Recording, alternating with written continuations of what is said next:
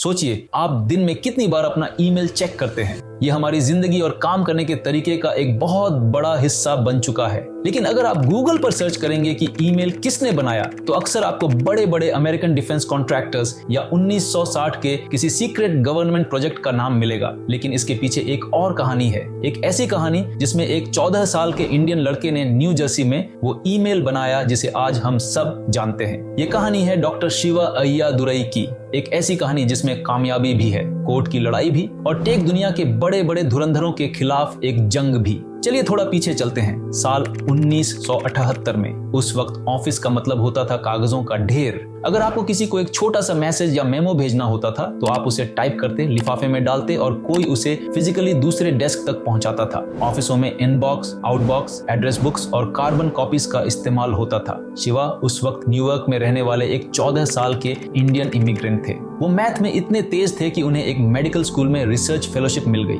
उन्हें एक बहुत मुश्किल काम दिया गया, ऑफिस के इस पूरे कागजी सिस्टम को कंप्यूटर पर डिजिटली सेटअप करना। शिवा सिर्फ एक कंप्यूटर से दूसरे कंप्यूटर पर मैसेज नहीं भेजना चाहते थे, वो पूरे ऑफिस डेस्क को स्क्रीन पर उतारना चाहते थे। उन्होंने 50,000 लाइंस का कोड लिखा और अपने इस प्रोग्राम को नाम दिया ईमेल।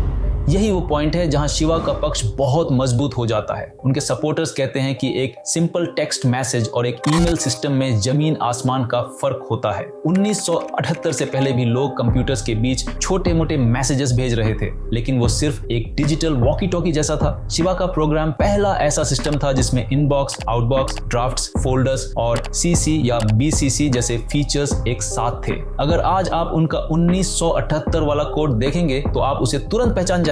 वो बिल्कुल वैसा ही दिखता है जैसा ईमेल हम आज रोज सुबह यूज करते हैं। 1982 में अमेरिकन गवर्नमेंट ने उन्हें ईमेल के लिए पहला ऑफिशियल कॉपीराइट दिया। उस जमाने में सॉफ्टवेयर का पेटेंट नहीं होता था, इसलिए कॉपीराइट ही सबसे बड़ी लीगल रिकॉग्निशन मान्यता थी। उनके फैंस एक सवाल पूछते हैं, अगर बड़े टेक जाइंट्स ने ईमेल पहले ही बना लिया था तो उन्होंने इसका नाम या सिस्टम कभी रजिस्टर क्यों नहीं करवाया? कई सालों तक शिवा को एक मॉडल माइनॉरिटी सक्सेस स्टोरी की तरह देखा गया। उन्होंने MIT से 4 डिग्रियां ली, लेकिन 2012 में जब स्मिथसोनियन म्यूजियम ने उनके कोड को अपने कलेक्शन में शामिल किया तो टेक दुनिया के पुराने लोग उनके खिलाफ हो गए। बड़ी मीडिया कंपनीज और डिफेंस एक्सपर्ट्स ने उन्हें फ्रॉड तक कह दिया। उनका कहना था कि जब वो लोग 1971 में मैसेजेस भेज रहे थे तो शिवा ईमेल के इन्वेंटर कैसे हो सकते हैं? लेकिन शिवा ने वो किया जो अक्सर लोग नहीं करते। उन्होंने कोर्ट में लड़ाई लड़ी। उन्होंने गॉकर मीडिया जैसी बड़ी कंपनी पर केस कर दिया क्योंकि उन्होंने शिवा को झूठा कहा था। सबको लगा कि शिवा हार जाएंगे, लेकिन वो $7,50,000 का सेटलमेंट जीत गए और कंपनी को वो आर्टिकल्स हटाने पड़े। इसने साबित कर दिया कि उनकी बातों में दम था।